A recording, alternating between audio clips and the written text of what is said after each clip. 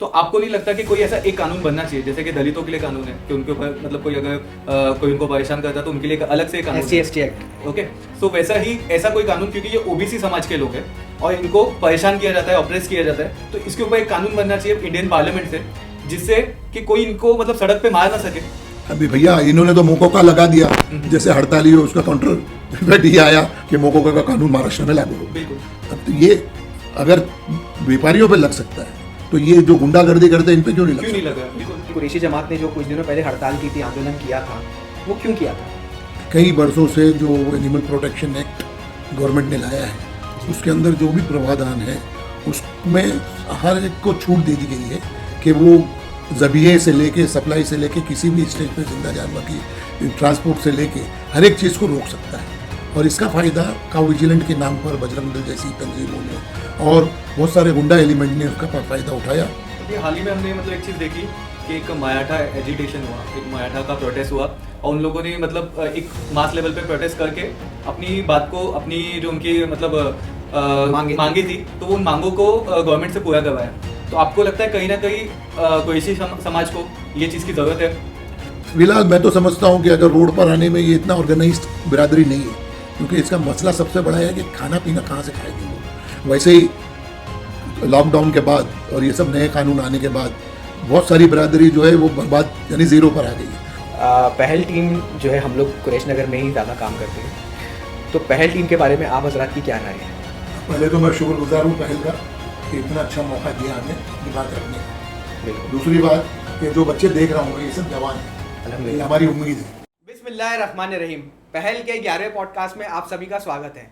जैसा कि आप सभी जानते हैं, पहल ऑर्गेनाइजेशन जो कि कुरैश नगर से स्टार्ट हुई, मगर इसका मेन मोटिव वर्क है एजुकेशन पर, मगर उसी के साथ साथ हम सोशल और पॉलिटिकल इश्यूज़ को भी टैकल करने का काम करते हैं और उस पर भी वर्क करते हैं। कुछ दिनों पहले आप सभी जानते हैं कुरैशी जमात ने एक बहुत बड़ा आंदोलन, एक हड़ताल की थी।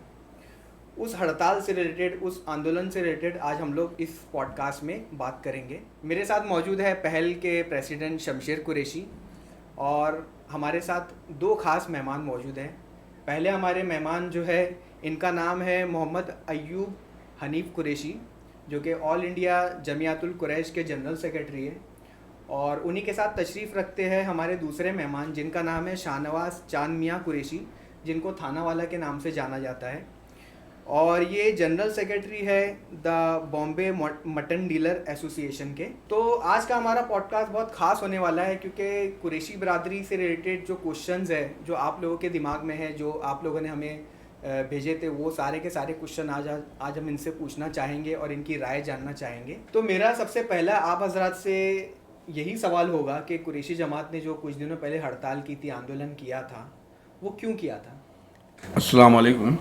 सबसे पहले तो मैं पहल टीम का शुक्रिया अदा करता हूं जिन्होंने हम लोगों को ये पॉडकास्ट के लिए बुलाया, जिसमें मैं बाबर भाई का और शमशेर भाई का शुक्रिया अदा करता हूं। और दूसरा सवाल ये है कि कुरैश बरादरी ने हड़ताल क्यों की, इनका जवाब हमारे भाई जनाब शाहनवाज थाना वाला साहब देंगे। जी हाँ। अस्सलाम वालेकुम। वालेकुम अस्सलाम। बड़ा अहम सवाल आपने पूछा है। ये तंग आमद बजंग आमद की वजह से ही हड़ताल हुई। कई वर्षों से जो एनिमल प्रोटेक्शन एक्ट गवर्नमेंट ने लाया है उसके अंदर जो भी प्रावधान है उसमें हर एक को छूट दे दी गई है कि वो ज़बीहे से लेके सप्लाई से लेके किसी भी स्टेज पे जिंदा जानवर की ट्रांसपोर्ट से लेके हर एक चीज़ को रोक सकता है। और इसका फ़ायदा काउ विजिलेंट के नाम पर बजरंग दल जैसी तंजीमों ने और बहुत सारे गुंडा एलिमेंट ने उसका फ़ायदा उठाया और इस कुरैश बिरादरी को बड़ी तकालीफ से गुजरना पड़ा।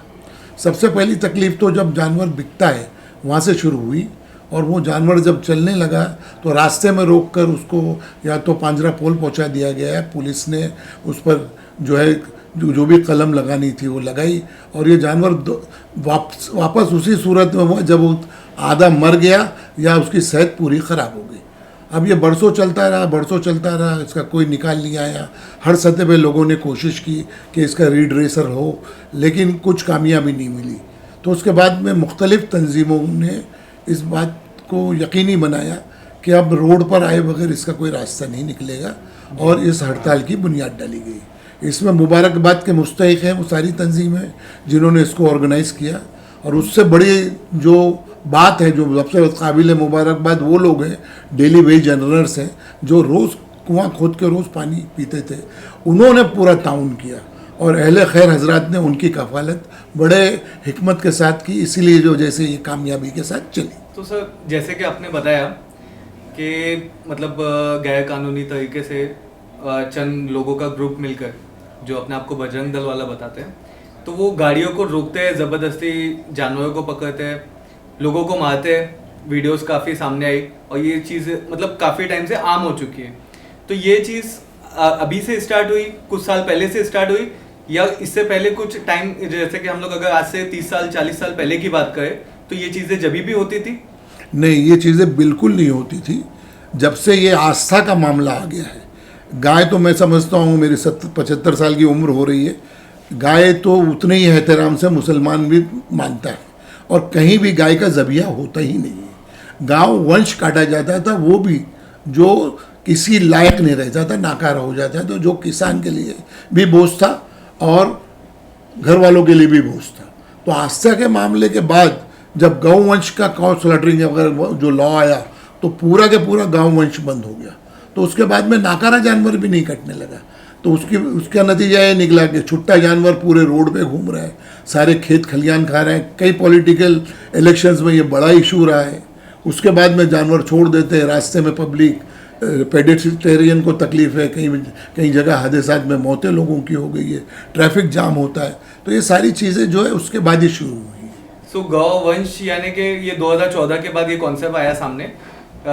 जैसे कि आप सब जानते हैं कि किसान जब अपना एक जानवर जैसे कि बैल, गाय तो ऑलरेडी काफ़ी टाइम से बैंड है, तो किसान क्या करते थे, जब उनका बैल एक हद के बाद, एक उम्र के बाद में बूढ़ा हो जाता था और वो कोई काम के लायक नहीं रहता था, और फार्मर्स को क्या चाहिए कि उनको एक कैपिटल की जरूरत होती है अपने फार्म को चलाने के लिए। तो वो उस वक्त क्या करते थे, जो जानवर की उम्र हो चुकी है उसको कसाई को बेच देते थे। तो कसाई को बेचने की वजह से उनको एक इनकम मिल जाती थी। तो गौवंश के नाम पर बैल को बंद कर दिया गया। 2014 में ये हुआ, कानून पास होने के बाद में। तो इसके बाद से आप ऐसा लगता है आपको कहीं ना कहीं कि 2014 के बाद आपको ज्यादा परेशानियां आने लगी? यानी ये सिलसिला बढ़ता ही गया, ये रुकने का नाम ही नहीं लेता रहा। और हालात मुल्क के भी ऐसे बने कि ये कारोबार करने वाले लोगों को आतंकवाद जैसा ट्रीटमेंट करना शुरू कर दिया। कितनी लिंचिंग हुई है देखिए पूरे हिंदुस्तान में। आप गोश्त खाने वालों की लिंचिंग हो गई है, गोश्त ले जाने वालों की लिंचिंग हो गई है, जिंदा जानवर को करने वालों की लिंचिंग हो गई है। तो ये सारी चीज़ें जो है काउंटर प्रोडक्टिव बनी है और इस हड़ताल की वजह बनी है। अगर आज भी कोई यानी उसका सुधार नहीं किया गया और गवर्नमेंट में इसमें लक्ष्य नहीं दिया, तो ये बड़ा इशू बनेगा। और ये सिर्फ खाने वालों का इशू नहीं है, किसान का बड़ा इशू है। किसान जो है अपना नाकारा जानवर जो 16 साल की उम्र के बाद बूढ़ा हो जाता है और खेती के लायक नहीं रहता है, तो वो उसको बाजार में लाके कसाईयों के हाथ में, कुरैशियों के हाथ में बेचता है और एक अच्छी खासी रकम लेकर वो दोबारा तवाना और जवान जानवर खरीद कर लाता है और अपनी खेती बाड़ी को चलाता है। हालांकि अभी ये सारी चीज़ों के बाद ट्रैक्टर भी आ गया है, तो इसका भी इस्तेमाल कम हो गया है। तो कहने का मतलब ये कि ये जो चीज़ें हैं, इसको मेरी अपनी समझ ये बोलती है कि ये आस्था अपनी जगह पर है। आस्था के लिए गाय का एहतराम सबके नज़र में, मुसलमान भी उतना ही मानता है जितना गैर मुस्लिम मानता है। लेकिन जो नाकारा जानवर है उसका कोई निकास होना चाहिए, उसको रास्ते पे छोड़कर मरने के लिए नहीं छोड़ना चाहिए। गौशाला में जो उसकी हालत है वो मैं समझता हूँ रास्ते के जानवरों से भी बुरी है। इस पर भी तवज्जो देना चाहिए गवर्नमेंट को। और ये खुला पशु जो है किसानों का कितना बड़ा नुकसान कर रहा है, इस पर भी गवर्नमेंट को तवज्जो देनी चाहिए। और बहुत सारे स्टेट है जहाँ पर ये जारी है। ऐसा तो नहीं है कि ये पैन इंडिया बंद है, ये पैन इंडिया नहीं है। बिल्कुल ये कई स्टेट है जहाँ पर ये चारा, मैं समझता हूँ फार ईस्ट के तो सारे, ईस्टर्न साइड के तो सारी जगह पर ये बिकता है बिल्कुल। और बहुत इससे बिकता है। तो इसको ऑफिशियल वे में इसको कोई जायज़ दे के इसकी तस्करी बंद होनी चाहिए। अच्छा, इसमें शरीफ आदमी घर बैठा है कि कानून इतना सख्त है कि अभी काफ़ी वो भी लगा दिया, उसके ऊपर नया कानून लाया है कि उसको बंद कर देने का। जो स्मगलर लोग पे लगता है, आतंकवादियों पे लगता है, वो गोश्त के ताजिरों पे लगने वाला है। तो कहने का मतलब ये है कि ये तो बहुत ज़्यादा नुकसान की बात है। बिल्कुल बिल्कुल सर, ये आप लोगों ने बहुत अच्छे से इसको एलेबोरेट किया। तो दूसरा क्वेश्चन मेरा यही बनेगा आप हजरात से कि कुरैशी जमात ने जो ये आंदोलन किया था, हड़ताल किया था, क्या इस हड़ताल का कुछ हमें असर मिलेगा और इस हड़ताल का असर किन किन चीज़ों पर पड़ेगा? देखिए, गवर्नमेंट ने, महाराष्ट्र की गवर्नमेंट ने मुख्तलिफ डेलीगेशंस को एंटरटेन किया है, ऐसा नहीं कि इनको छोड़ दिया है। और ये तय किया है, हालांकि वो कोई कानून में तब्दीली नहीं हुई, इसमें कानून तब्दील होगा तभी जाके 100% रिलीफ मिलेगी। टेम्पररी रिलीफ जो है कि पेट का दर्द है, गोली दे दी उन्होंने कि भाई ये जो है पुलिस इसको निपटेगी, इसके अंदर काउ विजिलेंट या आम आदमी इसके अंदर दखल अंदाज नहीं होगा, और उसका थोड़ा बहुत असर देखने को मिलता है। लेकिन इसका तो ये तरीका है, मैं तो आपके माध्यम से ये कहूँगा पूरे बिरादरी को कि कोर्ट के ज़रिए इस कानून के अंदर बदलाव की कोशिश करें, क्योंकि जो चीज़ जहाँ से निकलती है वहाँ से उसका तोड़ निकलता है, उसी प्लेटफॉर्म से करना चाहिए। रास्ते पर आके मुठभेड़ करके इसका कोई हासिल नहीं होगा, नुकसान हम ही लोगों को पहुँचेगा। तो सर आपने मतलब जैसे बताया कि कोर्ट से इसका हल निकलेगा। अभी ये चीज़ बन हुई है 2014 से, तो 2014 से गौवंश का कानून आया और मतलब बैल तो फिलहाल अभी जुबा होते ही नहीं है। जो भैंसों का कारोबार होता था उसमें भी काफ़ी परेशानियां कुरैशी जमात के लोगों को हो रही है, जैसे कि आप बताएं। तो आपको क्या लगता है कि पिछले 10 साल में मतलब आप लोगों ने कोशिश की, कुरैशी जमात ने कोशिश की, तो इसका हल क्यों नहीं निकल पाया? भाई 10 साल से कोर्ट में मैटर है, और यहाँ तो एक पीढ़ी कोर्ट में जाती है, वो मर खप जाती है जब उसके नतीजे आते हैं। वही हाल हमारे पिटीशन का भी है। बहुत सारी तंजीमें हमारी सुप्रीम कोर्ट में लड़ रही है, सुप्रीम कोर्ट में खर्च बहुत ज़्यादा होता है, फिर भी लोग लड़ रहे हैं। हमें उनको सलाम करना चाहिए, उनके हौसले को, कि वो कानूनी लड़ाई लड़ रहे हैं, और बहुत जल्द इंशाल्लाह इसका रिजल्ट आएगा। और बहुत जल्द, अगर मैं बोलता हूँ तो भी एहतियातन भी 20 साल लगता है केस को आने में, तो दुआ करें कि जल्दी हो जाए, गवर्नमेंट इसका कुछ संज्ञान ले और इसको जल्दी करे, एक्सपेडाइट करे। और ये किसानों का मैटर है, और किसान तंजीमें भी उभर के सामने आई है। किसानों ने, गैर मुस्लिम किसानों ने भी बड़े खुल के इस बात की तायीद की है कि ये जानवर की जो तस्करी हो रही है इसको अगर रोकना है तो ये छुट्टा जानवर का कुछ निकाला जाए। और भैंस की तिजारत पर भी यही मसला आ रहा है, बकरे के लिए भी वही चोरी चकारी, वही है गाड़ी की साइज़ के नाम पर, कभी पानी नहीं है उसके नाम पर, कभी पर कैपिटा एनिमल के लिए जगह नहीं है। तो लोगों ने ट्रांसपोर्ट मिनिस्टर से भी रुजू किया है, और रुजू करने के बाद वहाँ पर भी रिलीफ मांगी। तो भैया हाल ही में हमने मतलब एक चीज़ देखी कि एक मराठा एजिटेशन हुआ, एक मराठा का प्रोटेस्ट हुआ, और उन लोगों ने मतलब एक मास लेवल पे प्रोटेस्ट करके अपनी बात को, अपनी जो उनकी मतलब मांगे थी, तो वो उन मांगों को गवर्नमेंट से पूरा करवाया।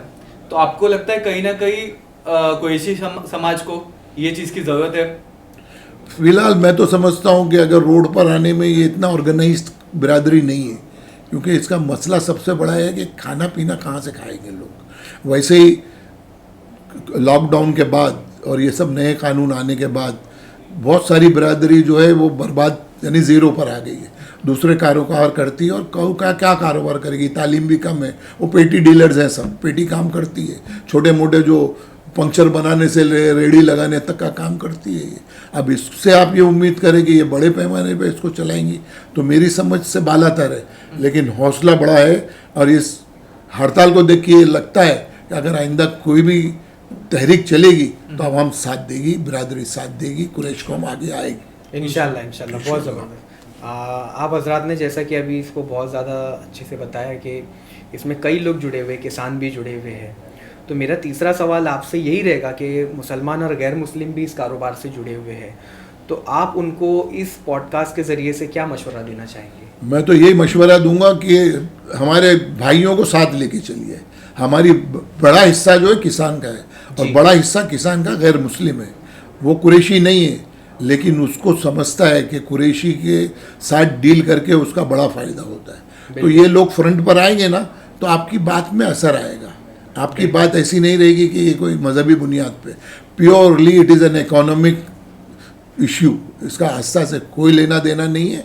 वो जितना तिजारत बढ़ेगी उतना गवर्नमेंट को भी रेवेन्यू मिलेगा, और दुनिया भर का तो एक्सपोर्ट गवर्नमेंट अलाउ करती है, फिर ये लोकल छोटे मोटे ताजिरों के लिए क्यों ये पाबंदी है? ये नॉर्म्स बनाए उसको नॉर्म्स में ढीला करे, कायदे में हम व्यापार करें जैसा दुनिया करती है हमें भी करना है, हमारा भी हक बनता है। हमारा थोड़ी राइट ख़त्म हो गया, अगर बैल बंद हो गया तो भैंस पाड़ा आ गया, हम पाड़े का धंधा कर रहे हैं, उस पर भी रुकावटें, तो ये तो ज़्यादती है। बिल्कुल। तो आपने भी मतलब बताया कि किसान अगर मतलब ये चीज़ ये जो मतलब चीज़ें हो रही है बजरंग दल की तरफ से या कोई ग्रुप के तरफ से जो गाड़ियाँ रोकी जाए या परेशान किया जाए, तो इससे ज़्यादा सबसे ज़्यादा इफेक्ट अगर किसी को पड़ रहा है तो वो किसान है, इस देश का किसान है, जिसको मतलब हर हालत कैसी भी हो इकोनॉमी की, सबसे ज़्यादा जो मुसीबतें आती है वो किसान पे ही आती है। तो यहाँ पर भी किसान ही पिस रहा है। दूसरी एक चीज़ आपने बताई कि बड़ी बड़ी गोश्त की कंपनियाँ, एक्सपोर्ट जो कंपनी गोश्त कर रही है, तो आपकी पिछली जो हड़ताल थी जो तकरीबन मुझे लगता है 1 महीना चली या 1 महीने से ज़्यादा चली, तो 1 महीने से ज़्यादा चली, तो क्या एक्सपोर्ट भी बंद हुआ था इस हड़ताल में? देखिए, पूरी एक्सपोर्ट कंपनी डिपेंड किस पर है? सप्लायर्स पे है। कोई एक्सपोर्टर उठ के मंडी में जाता नहीं है और लेकर नहीं आता है माल, हम जैसे छोटे मोटे ताजिर ही उनको ले जाकर पहुंचा देते हैं। अब वो ताजिरों के साथ इनका ताउन ज़रूरी है क्योंकि उनकी फीडर लाइन वही है जी। तो इन्होंने भरपूर ताउन किया।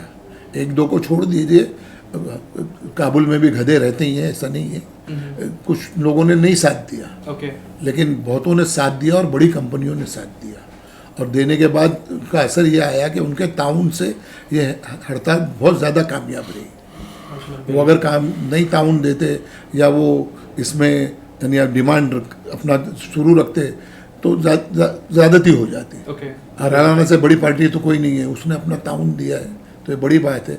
ये उनकी समझिए ना हिम्मत अफजाई है, और वो भी समझते हैं ये ट्रेड के बारे में कि ये जितनी पाबंदियाँ आएंगी ये गोश्त उतना महंगा होगा।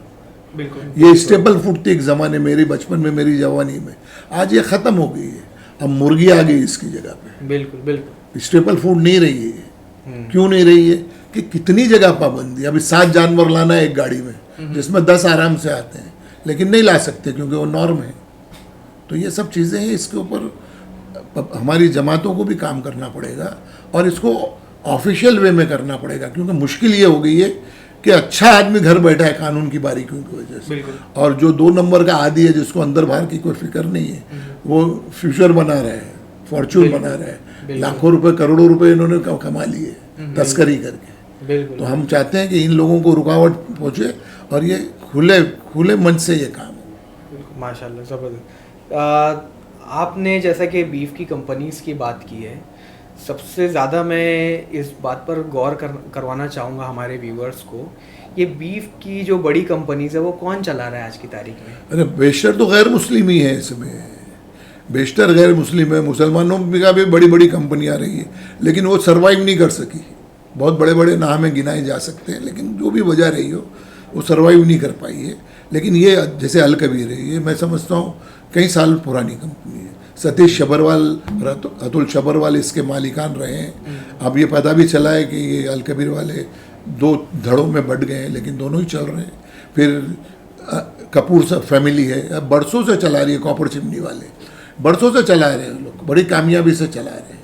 उसके अलावा भी MRK के नाम से कोई एक और तंजीम चलती है, उनके मालिक का नाम मुझे नहीं याद आ रहा है। तो ये सारी बड़ी कंपनियां हैं जो चल रही है, और यानी छोटी मोटी कंपनियां तो गैर मुस्लिमों की बहुत है, लेकिन बड़ी अगर नाम लिए जाए तो ये तो है ही है। तो आपने जैसे कि बताया कि 1-2 चीज़ यहाँ पे कंक्लूड हो रही है आपके मतलब जो पूरा ये पॉडकास्ट से, कि ये अगर आस्था का इशू होता तो ये वैसा केस नहीं है, क्योंकि आस्था का इशू होता तो जो कंपनीज है अगर आप देखेंगे तो कंपनीज मुसलमान नहीं चला है, कोई गैर मुस्लिम चला है, तो ये आस्था का इशू नहीं है। दूसरी चीज़ आप देखेंगे ये यूनिफॉर्म नहीं है, यानी कि एक स्टेट में फॉलो हो रहा है दूसरे स्टेट में फॉलो नहीं हो रहा।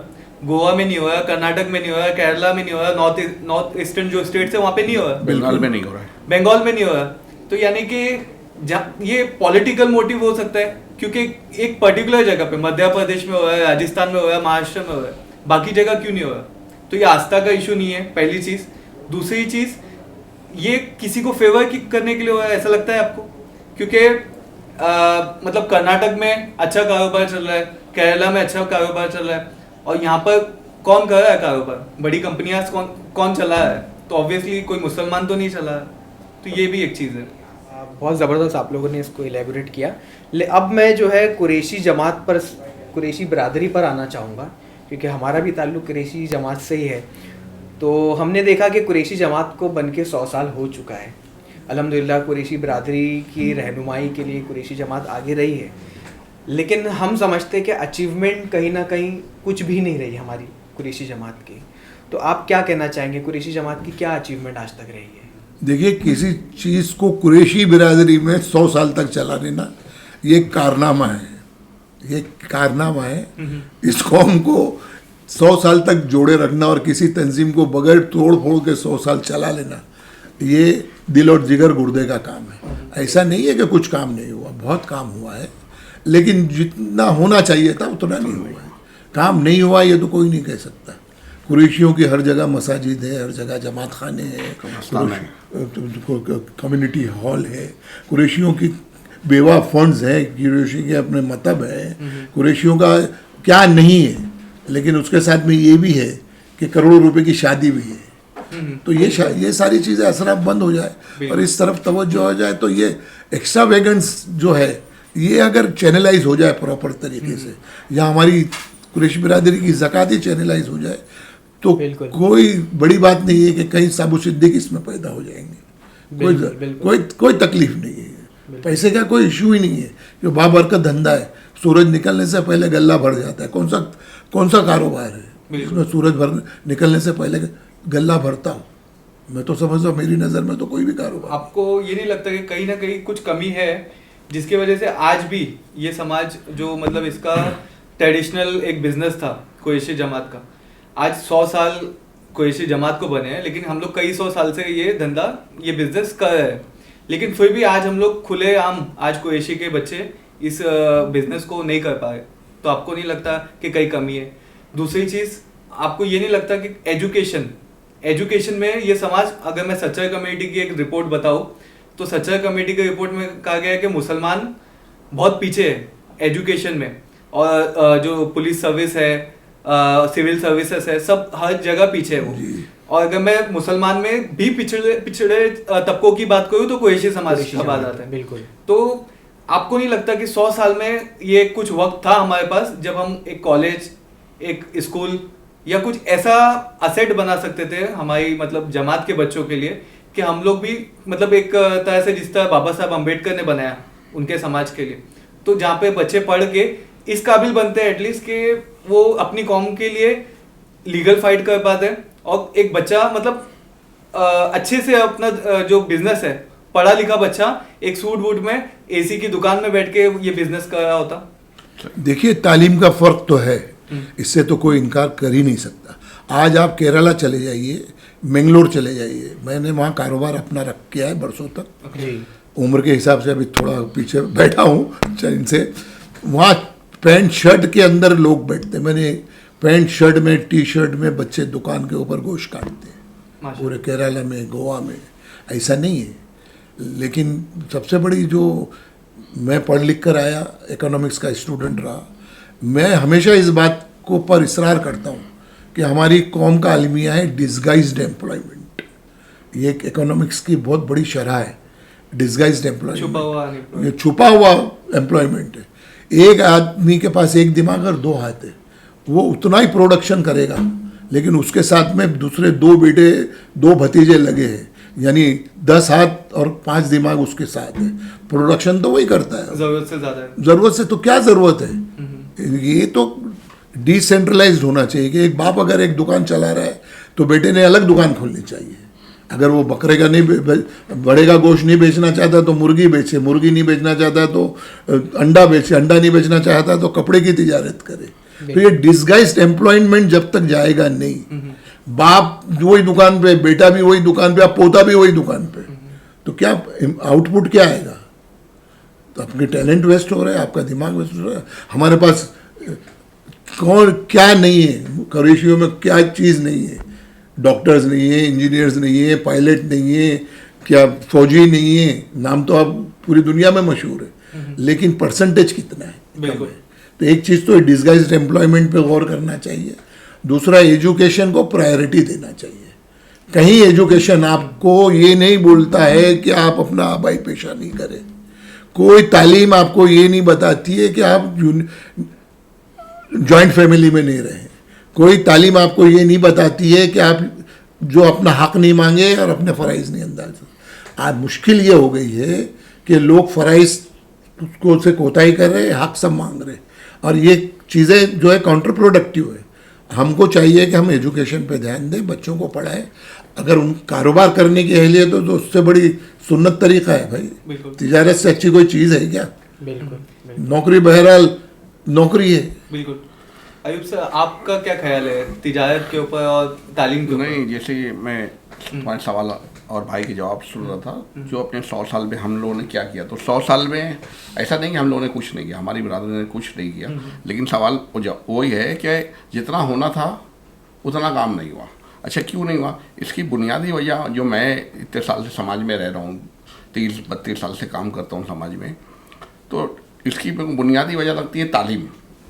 हमारे को तालीम पे सबसे ज़्यादा अहमियत देनी पड़ेगी, और हर दौर में तालीम, जो कौम ने तालीम में हिस्सा लिया वो काम आगे रही है। ये जो मेरा तो एक ही मैसेज है अपनी बिरादरी के लोगों के लिए कि अल्लाह ताला ने ये पेशा बहुत अच्छा रखा है, इसमें बड़ी बरकत है, और हम साइना सदियों से करते आ रहे हैं।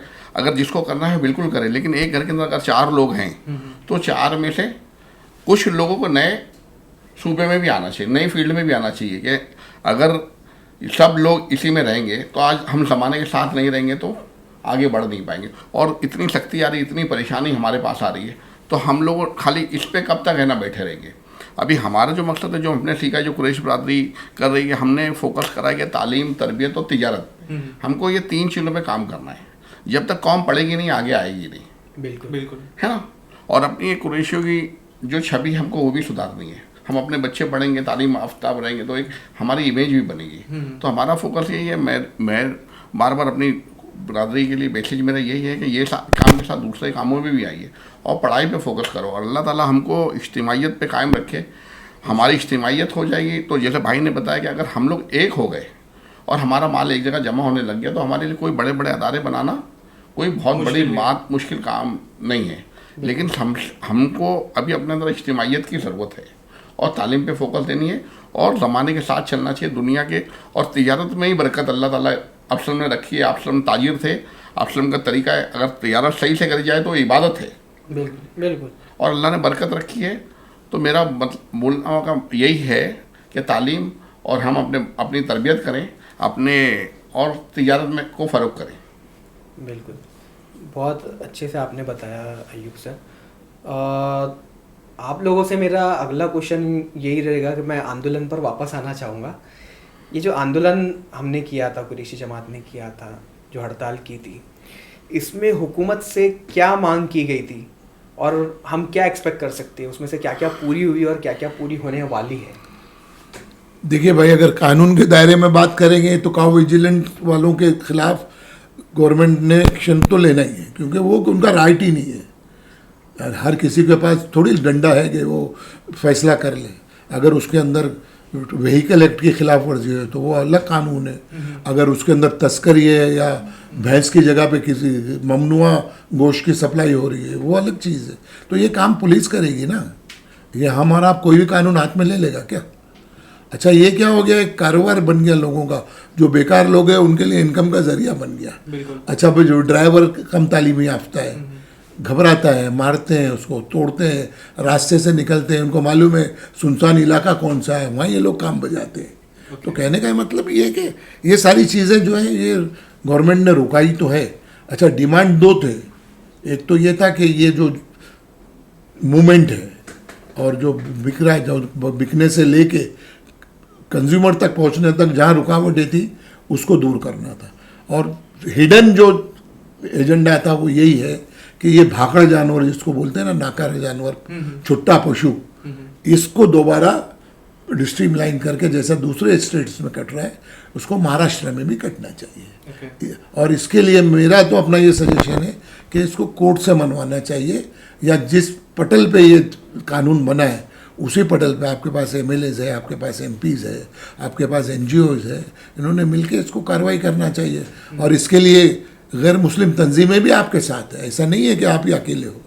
और उनको लेकर करोगे तो इंशाल्लाह बात में वजन पैदा होगा। सर इतनी काऊ मतलब जो लिंचिंग हुई आज पूरे देश में हमने मतलब केसेस सुने, वो यही मतलब वजह से हुई कि कुछ लोगों का ग्रुप गाड़ियों को पकड़ता है और फिर जानवरों को भी जब्त कर लिया जाता है और ड्राइवर को भी मारा जाता है।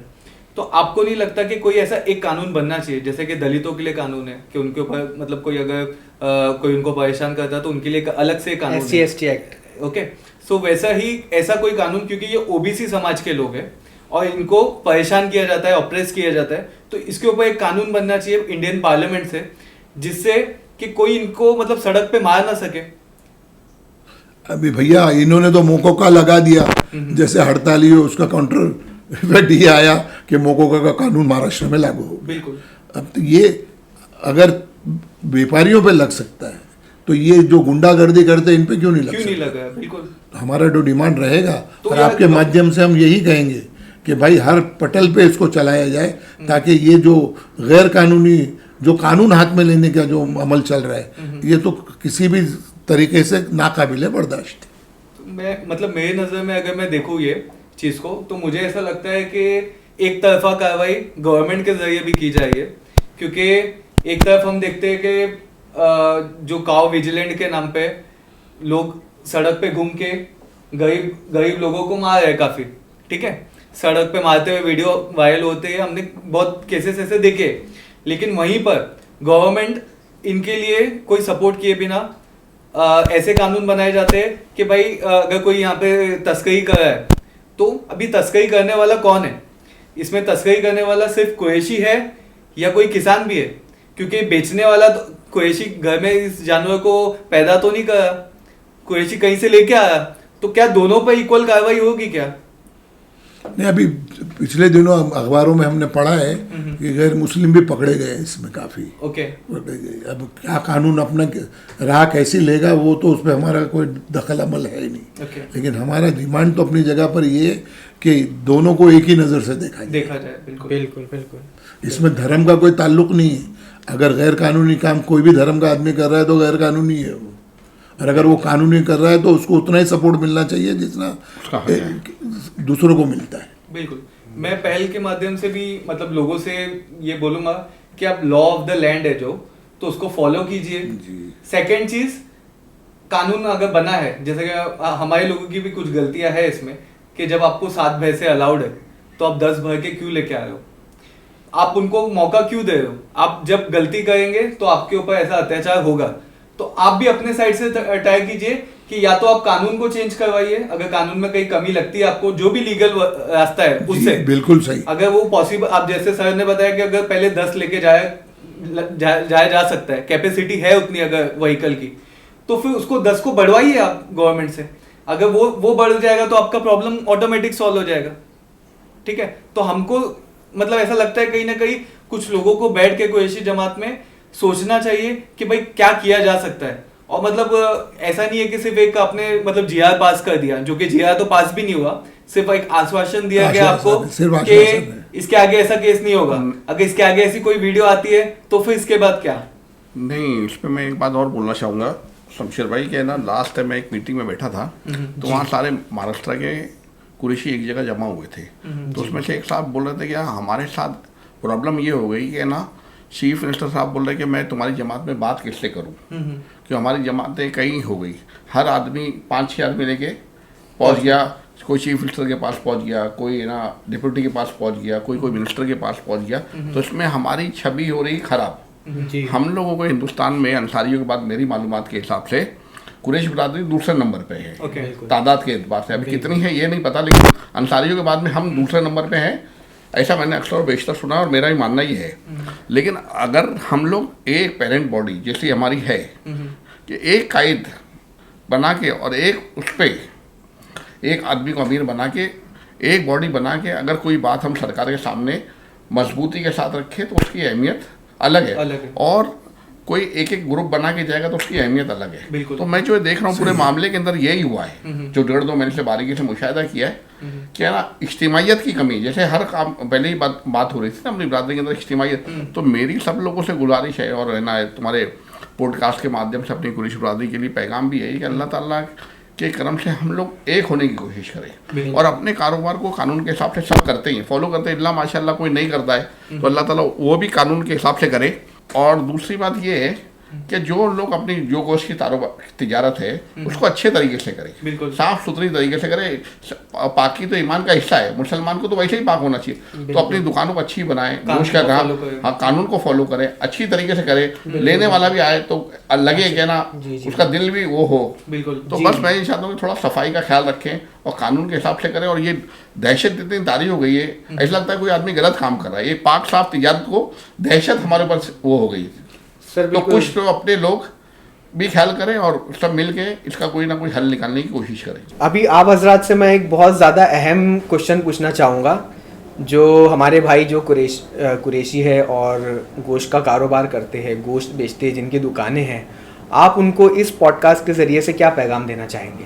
अरे भाई अभी दुनिया तो ग्लोबल विलेज हो गई है, हर एक को मालूम है। आपको भाई अंदाज़ा होगा जो हज पे जा रहे हैं, कम से कम हज पे तो जा ही रहे हैं ना, उम्रा पे लोग जा रहे हैं, भले यूरोप अमेरिका नहीं है। जाके देखिए बुटीक के बाजू में, फ्लावर शॉप के बाजू में मटन की दुकानें हैं। ये चीज़ क्या हम नहीं कर सकते क्या इसमें क्या कितना एफर्ट लगता है? वो ज़्यादा एफर्ट लगता है, ज़्यादा खर्च होता है और उसका आउटपुट भी आपको मिलता है।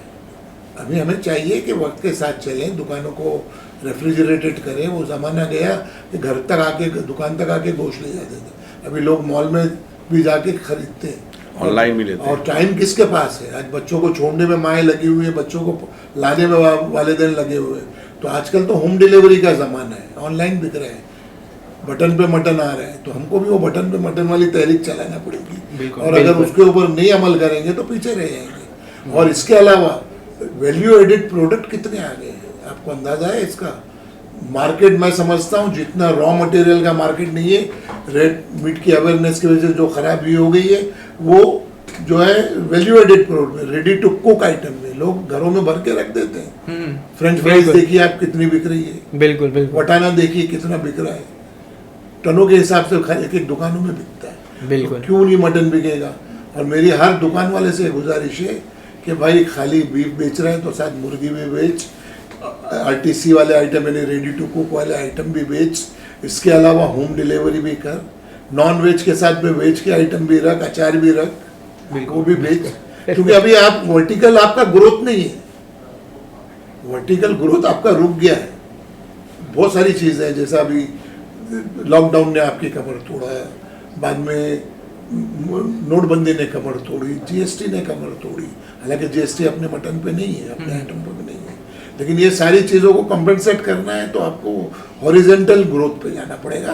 फैलाओ, एक मटन है, चिकन है, फिश है, कितना आइटम है, माइंड को ओपन करने की जरूरत माइंड करो। और लोगों की ज़रूरत है। मैं तो क्राफर्ड मार्केट में रहता हूँ, देखता हूँ रमज़ान के महीने में वैल्यू एडेड प्रोडक्ट के ऊपर औरतों की लाइन लगती है, बिल्कुल बिल्कुल लाइन लगती है, एक के पीछे 4-4 लोग खड़े रहते हैं। बिल्कुल। समोसा दे दे भैया, सीख दे दे, पराठा दे दे, फिर ये यमीस के वो दे दे।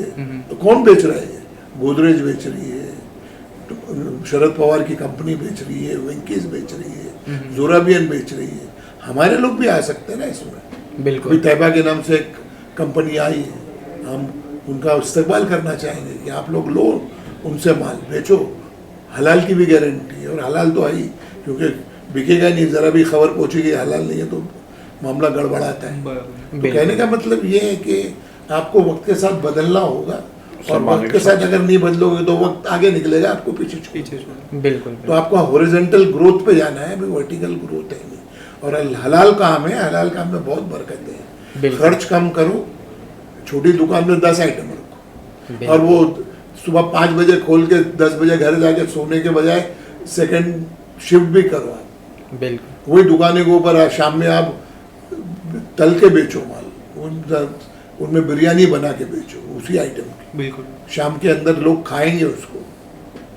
तो वो नहीं, ये है कि ऑप्टिमम यूज़ होना चाहिए दुकान का, ताकि आपका खर्च भी निकले, मेंटेनेंस भी निकले, आपके बच्चे भी जो है उसके अंदर कारोबार में लगे। एक गोश्त बेच रहा है तो एक उधर का पुलाव बेचे ना, मुरादाबाद का, बिल्कुल कर सकता है ना वो? क्यों नहीं कर बिल्कुल सकता? बिल्कुल। क्या उसका पोटेंशियल नहीं है? बहुत पोटेंशियल है। अरे ये बिक रहा है, रास्ते में कबाब पाव कितना बिकता है, और नॉनवेज का चौ है। चौ बोले तो आज एक शौकीन है, शौकीन, बराबर। हर मेरे कौम हर कौम मेरे कई ज्यादा गैर मुस्लिम जो दोस्त है वो लोग भी हमारे शौकीन है साथ बहुत लोग ज्यादा। है ना, गैर मुस्लिम बोलते हैं कि हमको खाना है डिमांड आपका, करते हैं। बिरयानी खानी है आपका, बिल्कुल, सालन खाना है, बिरयानी कीमा बिरयानी खाना के तो बहुत ज्यादा शौकीन शौकीन है। है। आपकी बिरयानी तो आपके 10 रुपए आ जाए तो लोग नीचे नजर कर देते हैं भाई। बिल्कुल, तो बिल्कुल। आपका जो पकवान है, जो आपको पास अल्लाह ने हुनर दिया उसका नेमत है। इस्तेमाल कीजिए। बिल्कुल, बिल्कुल। आप तन आसानी छोड़ दीजिए, बस तन आसानी की तकलीफ है। तन आसानी आपको तरक्की की तरफ नहीं ले जाएगी। बिल्कुल देख लीजिए दाएं बाएं जो बच्चे पढ़े लिख के आए, जो खानदान में तालीम आई है, जिन खानदानों ने मेहनत की है, पूरी दुनिया में फैल गए, कितनी भरभराटी आई है उनकी नस्लें कितनी आबाद है। उनकी वजह से अभी अल कबीर का मेरा अपना पर्सनल मुशाहिदा है, अल कबीर वालों ने अपनी बिरादरी के हज़ारों बच्चों को सेटल किया है और वो हज़ारों बच्चे आज दूसरे हज़ारों बच्चों को सेटल करते हैं। तो ये तो सिलसिला ऐसा ही है, कड़ी से कड़ी बनेगी, चेन बनाना पड़ेगी। अपनी दुकान चला के नहीं होगा, संभल, बरेली, मुरादाबाद, अमरोहा इसी में लड़ते बैठेंगे तो फिर ज़िंदगी गुजर जाएगी। अभी ज़रूरत है इज्तिमाइयत की। हम अयूब भाई की बात की पूरी तायीद करते हैं कि इज्तिमाइयत के बगैर कोई रिजल्ट मानना नहीं है आपको, बिल्कुल। और ऑर्गेनाइज्ड हुए बगैर आप चल नहीं सकोगे। ज़माना अभी स्टार्टअप का है और गवर्नमेंट की कई स्कीम है जो आपको करोड़ों रुपए देंगी। आप कोल्ड स्टोरेज बना सकते हैं, आप स्लॉटर हाउसेस बना सकते हैं, आपकी दुकानों को फाइनेंस नहीं। जैसे भाई ने बताया कि आज क्या जो दुनिया है ग्लोबल विलेज बन गई है, आज अपॉर्चुनिटी है। पहले मैंने देखा, मेरे को 32 साल हो गए काम करते करते, पहले लोगों को बरसों लग जाते थे माल कमाने के लिए, है ना। आप एक जगह एक दुकान पे ही काम करते थे, एक एरिया स्पेसिफिकली काम करते थे, एक शहर में काम करते थे। आज ऑनलाइन का ज़माना है ना, ऑनलाइन का ज़माना है और सब मॉडर्न टूल्स आ गए। अगर आप इसकी एक्सपांशन कितना हो सकता है, आज हर आदमी घर पे में बैठ के बिना दुकान लिए पूरी दुनिया में अपना प्रोडक्ट बेच रहा है कि नहीं। बिल्कुल। अरे आज अमेजोन के पास क्या है, अपना जाति कुछ नहीं है। उबेर के पास क्या है, जाति तो कुछ नहीं है। ओयो के पास क्या है, अपना जाति तो कुछ नहीं है। बिल्कुल, इन्वेंटरी है और खाली आदमी का आइडिया था, कॉन्सेप्ट था, पूरी दुनिया में चल रहा है। क्या हम नहीं कर सकते? मुसलमानों के पास अपने पास सलाहियतें नहीं है क्या? बिल्कुल है, बिल्कुल है ना। हमको एक्सपोजर की जरूरत है, हमको तालीम की जरूरत है और अपने आप को अपग्रेड करने की जरूरत है। बिल्कुल है ना, तालीम आ जाए, अपग्रेड आ जाए, हमारा अखलाक अच्छा हो जाए। सही बात है। बिल्कुल। और ये कोई बहुत बड़ा, हम लोग ऐसी बात नहीं बोल रहे कि जो कोई नहीं है। ये तो अपने को नबी सल्लल्लाहु अलैहि वसल्लम ने बताया है क्या अच्छी तालीम होना चाहिए। इकरा का पहला वर्ड है, हमारी तरबियत हो, हमारे अखलाक से लोग मुतासिर हो जाएं। बिल्कुल सही बात है। और तिजारत तो सुन्नत है। बिल्कुल। तो हम तो वही बात कर रहे हैं, वही काम करने के लिए बोल रहे हैं। आज आपके पास मौके हैं, अभी ये अपने पास है कि हम कितनी मेहनत कर सकते हैं, कितनी लगन, कितनी ईमानदारी से काम कर सकते हैं और खुद अपना और अपने घर वालों का और अपनी कौम के लिए क्या कर सकते हैं। उसके लिए बैठना पड़ेगा, जुड़ना पड़ेगा, आगे आना पड़ेगा। बिल्कुल। आप लोगों ने बहुत ज़बरदस्त तरीके से कुरैशी बिरादरी को और कौम को एक पैगाम दिया है। मैं पूरी कुरैशी बिरादरी और कौम से एक बात और बताना चाहूँगा कि बहुत सारे लोगों को सर यही नहीं पता है कि कुरैशियों का ओबीसी बनता है। तो आप कौम से और बिरादरी से क्या पैगाम देना चाहेंगे? अरे भाई गजट उठा के देख लो, चिकवा, कुरैशी, कसाई, खटिक। जी, ये सारे के सारे उस जुमरे में आते हैं। बिल्कुल। और उसके लिए अगर कोई मदद की ज़रूरत है तो ओबीसी के नेशनल लेवल के ऑर्गेनाइजेशंस हैं जो अप्रोचेबल है हमारे लिए, कोई तकलीफ की बात नहीं है। लेकिन सवाल ये उठता है कि डॉक्यूमेंट्स दरकार होते हैं उसके लिए। हमारे यहाँ तनासानी इतनी है कि घर जाके अभी क्या डॉक्यूमेंट्स भी ओबीसी का ऑफिसर निकाल के देगा आपको, क्या मैं निकाल के दूंगा, अयूब भाई निकाल नहीं, ओबीसी का भाई तो आपको निकालना होगा। नहीं, मैंने जो इतने दिन में देखा है काम करते हैं, लोगों को पता है ओबीसी के लिए, लेकिन ओबीसी के अंदर वो लेने की जद्दोजहद नहीं है। एक्चुअली ओबीसी के लगते हैं पुरावे, पेपर का काम तो पेपर करेगा और अपने पास पेपर नहीं। और आप आज सरकार से कुछ लेना कितनी मुश्किल काम है। और आदमी क्या एक बार जाता है, 2 बार जाता है, 3-4 धक्के के बाद में वो थक जाता है। बिल्कुल बिल्कुल नहीं जाते, है ना। और हमारे साथ क्या हो गया कि पहले लोग कुरैशी लिखाते भी नहीं थे। जी जी। आज से पहले लोग कुरैशी नहीं लिखाते थे, शेख लिखाते थे। जी, सरनेम बहुत से लोग बहुत सरनेम थे नहीं। जी। और लोग सबसे बड़ी चीज लेके 67 का पुरावा मांगते हैं और अपने वालों 67 का पुरावा नहीं है। अच्छा, हर कुरैशी गोश्त की दुकान नहीं है, हर कुरैशी, कितने कुरैशी तो फ्रूट का काम करते हैं, कोई कपड़े, हम लोग खुद कपड़े की तिजारत करते हैं, गोश्त का भी काम था, कपड़े की तिजारत है। तो ऐसे बहुत सारे कुरैशी जो दूसरी फील्ड में। तो ऐसा नहीं कि ओबीसी सर्टिफिकेट मिलता नहीं। मेरी मालूमात के अंदर बहुत से लोगों ने ओबीसी सर्टिफिकेट लिया है और बहुत सी जमातें, तंजीमें और बहुत से लोग हैं जो ओबीसी के लिए उनकी ना रहनुमाई करते हैं। लेकिन शर्त ये कि आपको आना है, आपको जद्दोजहद करना है, स्ट्रगल करना है, जब जाके मिलेगा ना। बिल्कुल। इसके लिए अगर किसी को मालूमात की ज़रूरत चाहिए तो हम लोग उनको है ना मालूमात दे सकते हैं, लोगों से मिला सकते हैं, इंशाल्लाह। कैम्प करवा सकते हैं। इंशाल्लाह पहल टीम आपसे कांटेक्ट करेगी इसके हाँ बारे में। इंशाल्लाह, जो जी, हमसे सर। होगा हमारे वेलकम। इस्तेताद के हिसाब से हम लोग अपनी करेंगे इंशाल्लाह। ये बिल्कुल मुस्तकबिल करीब में इंशाल्लाह पहल टीम के ज़रिए से कुरैश नगर में जो है ओबीसी का कोई कैंप भी लगाने की हम कोशिश करेंगे, ताकि जो लोगों में एक अवेयरनेस फैले, लोगों को पता चले कि कुरैशियों का भी ओबीसी बनता है और ओबीसी के फ़ायदे क्या क्या है।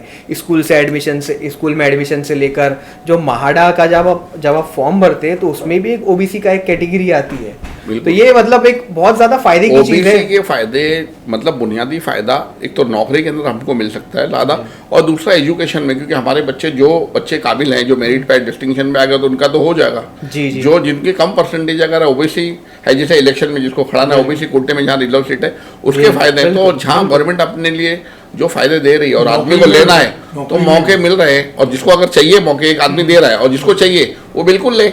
बिल्कुल। अगर आप वो समाज से मतलब बिलोंग करते हैं तो आपको सर्टिफिकेट बनाना ही चाहिए, क्योंकि आप वो समाज के हैं तो आपका हक है एक हिसाब से। नहीं तो वही तो बात है ना शमशेर भाई, कि तुम अगर तुमको चाहिए तो तुम जद्दोजहद करोगे, तुमको लगता है तुम्हारी ज़रूरत है तो तुम जद्दोजहद करो। और जहाँ हमारी ज़रूरत पड़ेगी, या जो दूसरे हम जैसे लोग हैं जो समाज के लिए थोड़ा बहुत काम करते हैं, जिन्होंने कोशिश करी है, वो रहनुमाई करेंगे, लोगों से मिला देंगे। कैंप करना है तो कैंप करा सकते हैं, लेकिन बाकी जाना लेना जद्दोजहद करना, उसकी जुस्तजू करना, वो तो आप सबका कोशिश काम तो है करनी ना। पड़ेगी। बिल्कुल बिल्कुल। अरे भैया खुद मरे बगैर जन्नत थोड़ी मिलने वाली है। बिल्कुल। ये मेरा आप दोनों हजरात से आखिरी क्वेश्चन है। पहल टीम जो है हम लोग कुरैश नगर में ही ज़्यादा काम करते हैं, तो पहल टीम के बारे में आप हजरात की क्या राय है? मैं खुद कुरला में कुरैश नगर में पैदा हुआ, और मैं तो काफ़ी सालों से आप लोगों को देख रहा हूँ। जी इलेक्शन के अंदर भी आप लोगों ने बहुत काम किया था वोटिंग के लिए, जी जी वोटर लिस्ट के लिए, लोगों को एनरोल करने के लिए, और वक्तन फ़ौक्तन और समाज की बेहतराई के लिए, बच्चों के एजुकेशन के लिए, गाइडेंस के लिए आप लोग काम कर रहे हैं। तो मैं तो देखा ही आप लोगों का काम, अल्लाह ताला और कामयाबी दे आप लोगों को, पहल को। और हम लोग जुड़े भी इसलिए आप लोगों के साथ में कि कहीं भी आपको कोई तकलीफ आए या कोई मामला है और हमारे लायक कोई काम हो तो हम लोग हम वक्त तैयार हैं आपके लिए। और हमने जो इतने साल में सीखा है, जी करा नहीं है, मैं बोलता हूँ कि जो सीखा जी। है, तो वो हमारे तजुर्बे कहीं आपको लगते हैं तो उसके लिए हम लोग हमेशा तैयार हैं। माशाअल्लाह, अल्हम्दुलिल्लाह अल्हम्दुलिल्लाह। जी पहले तो मैं शुक्रगुजार हूँ पहल का कि इतना अच्छा मौका दिया हमें अपनी बात रखने का। बिल्कुल। दूसरी बात, ये जो बच्चे देख रहा हूँ मैं, ये सब जवान हैं, ये अल्हम्दुलिल्लाह हमारी उम्मीद है, अल्हम्दुलिल्लाह। ये हमारे कुरैशियों की भी उम्मीद है कि इसमें बेशतर कुरैशी है। जी इनकी रहनुमाई या इनका को मशरूम करना या इनको डेवलप करना, ये हमारी प्रायोरिटी होनी चाहिए। अब उम्र के हम तो उस पड़ाव में हैं कि कभी भी चला हो सकता है। अगर सेकंड लाइन हमने तैयार नहीं की आज, जी जी तो ज़िंदगी भर पछताना पड़ेगा। और ये हमारी बिरादरी का अलमिया भी है कि मरने तक आदमी अपनी कुर्सी नहीं छोड़ता है, उसको बस भूख ये है कि मैं सदर चौधरी पटेल बन के रहूँ। अरे मेरे भाई, नहीं काम होता है तो नई बच्चों को दो ना, तुम उसको मार्गदर्शन में जाओ ना, करो ना, आपको कहाँ मना करता है कोई, आप काम करो, लेकिन नौजवानों को आगे बढ़ने का हौसला दो। और हम पूरी ताकत के साथ आपके साथ हैं। अल्हम्दुलिल्लाह। मैं छोटे की बिरादरी से पूरा बिलोंग करता हूँ, हमारे जमात खाने वगैरह हैं, कोई बड़ा वगैरह कैंप भी लगाना होगा तो हम आपके साथ रहेंगे इंशाअल्लाह। और इस शेर के साथ मैं अपनी बात ख़त्म करूँगा कि अपनी सफ़ों में इल्म है, जुर्रत है, जोश है। ये हमारी कुरैशी बिरादरी के लिए ख़ास है कि अपनी सफ़ों में इल्म है, जुर्रत है, जोश है। ऐसा नहीं कि सच का मुकद्दर शिकस्त है, शिकस्त हमारा हिस्सा नहीं है, हम सुरखरू होंगे और कामयाब रहेंगे इंशाअल्लाह। अल्हम्दुलिल्लाह अल्हम्दुलिल्लाह। आप सभी हजरात को मैं एक इतला देना चाहूँगा, पहल टीम की जानिब से लंबी चाल की जो मस्जिद है उसके ऊपर जो है स्किल्स एंड स्टडी सेंटर का इनेकाद किया गया है वहाँ के ट्रस्टी हजरात की मदद से। उसकी डिटेल्स के बारे में थोड़ा सा शमशेर कुरैशी आपको बताएंगे। जी बिल्कुल। जैसे कि आप सब जानते हैं, जो लंबी चाल की मस्जिद थी तो वहाँ पर दोनों ट्रस्टीज़ हैं, अयूब कुरैशी सर और अशरफ खान सर, ये दोनों की मदद से पहल स्किल्स एंड स्टडी सेंटर डाला है। मैं कुरैश नगर के जो भी बच्चे हैं जो पढ़ाई कर रहे हैं उन सबसे रिक्वेस्ट करूँगा कि ये फ्री लाइब्रेरी एक अच्छा मौका है उन बच्चों के लिए जो पहले कब्रिस्तान में और कुर्ला वेस्ट में एसआईओ में इधर उधर जाकर पढ़ाई किया करते थे। तो अभी वो यहाँ पर फ्री में आके इस लाइब्रेरी जो सर्विस है उसका फ़ायदा उठा सकते हैं। बस आपको क्या करना है, आधार कार्ड लेके आना है और 2 फोटो लेके आना है। आपका लाइब्रेरी कार्ड बन के आपको मिल जाएगा 1 हफ्ते में। आप आकर यहाँ पर दिन भर स्टडी कर सकते हैं। तो आप सभी बच्चों से मैं पहल की जानिब से मैं रिक्वेस्ट करना चाहूँगा कि जल्द से जल्द इस ऑफ़र का, इस सर्विस का फ़ायदा उठाएं, क्योंकि ये आप ही के लिए शुरू की गई है। और जो दोनों ट्रस्टी हजरात हैं, मोहम्मद अयूब कुरैशी सर और अशरफ खान सर, उन लोगों का हम लोग दिल से शुक्रिया अदा करना चाहेंगे। उन लोगों ने जो ये कौम के लिए इतनी बड़ी कुर्बानी दी है, ये बहुत ज़्यादा काबिल तारीफ़ है। और मैं आप सभी हजरात से इस वीडियो के साथ में इजाज़त लेना चाहूँगा। अगर आपको हमारा वीडियो पसंद आया तो प्लीज़ इसे लाइक कीजिए और तमाम कुरैशी बिरादरी और पूरी कौम के साथ में और तमाम दोस्तों और अहबाबों के साथ में इस वीडियो को शेयर कीजिए। और कमेंट सेक्शन में हमारे जो हजरात थे, जो हमारे मेहमान थे, उनके बारे में अपनी राय का इजहार ज़रूर कीजिए। मिलते हैं आपसे अगले वीडियो में। अल्लाह हाफ़िज़।